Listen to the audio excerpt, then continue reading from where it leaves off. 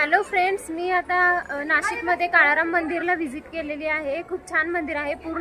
संपूर्ण हे मंदिर दगडी बांधकामामध्ये केलेलं आहे आणि कोरीव बांधकाम केलेलं आहे।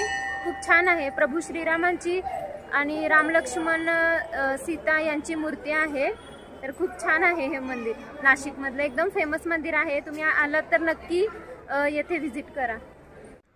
काळाराम मंदिर हे नाशिक येथील पंचवटीत हे एक काळ्या दगडात बांधलेले सुप्रसिद्ध मंदिर आहे।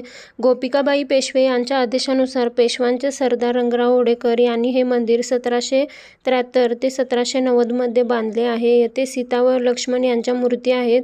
मंदिरात नियमित पूजा अर्चा होत असते। मंदिरावरील कोरीव काम पाहण्यासारखे आहे। मंदिरासमोर भव्य सभामंडप आहे। मंडपात प्रवचने व कीर्तने होत असतात। मंदिराची संपूर्ण बांधणी काळ्या पाषाणात असून बांधकामाची शैली नागर आहे। मंदिरातील श्रीरामाची मूर्ती काळ्या दगडातीलच आहे, म्हणूनच त्याला काळाराम असे म्हणतात। राम मंदिराबाबत अशी आख्यायिका सांगितली जाते की सध्या जेथे राम मंदिर आहे तेथे पूर्वी नागपंथीय राहत। काही नागपंथीय साधूंना गोदावरीच्या पात्रात राम लक्ष्मण सीता यांच्या मूर्ती अंतरावर सापडल्या। जेथे राममूर्ती सापडली ते रामकुंड, लक्ष्मणाची मूर्ती सापडली ते लक्ष्मणकुंड, सीतेची मूर्ती सापडली ते सीताकुंड होय। या मूर्ती स्वयंभू म्हणून ओळखल्या जातात। गोदावरी नदीच्या घाटापासून याचे अंतर पायी चालत जाण्याइतके आहे। हा भाग जुन्या नाशिकात येत असल्याने येथे वाहनतळाचा पार्किंगचा प्रश्न आहे। सार्वजनिक वाहतुकीचा वापर करणे श्रेयस्कर आहे।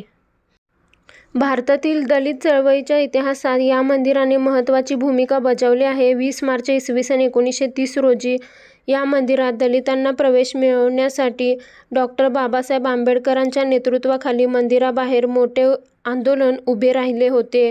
या सत्याग्रहाचे नेतृत्व दादासाहेब गायकवाड यांनी केले होते। त्याचा परिणाम म्हणून आज दलितांना मंदिरामध्ये प्रवेश करता येतो। हे मंदिर प्राचीन असून खूप सुंदर आहे। काळाराम मंदिरामध्ये प्रवचने ऐकण्यासाठी लोकांची तुडुंब गर्दी भरलेली असते आणि ही गर्दी आपल्याला रोज पाहायला मिळते। जर तुम्ही माझ्या या चॅनलवरती नवीन असाल तर प्लीज माझ्या यूट्यूब चॅनलला लाईक करा, शेअर करा आणि सबस्क्राईब करा। Thank you so much.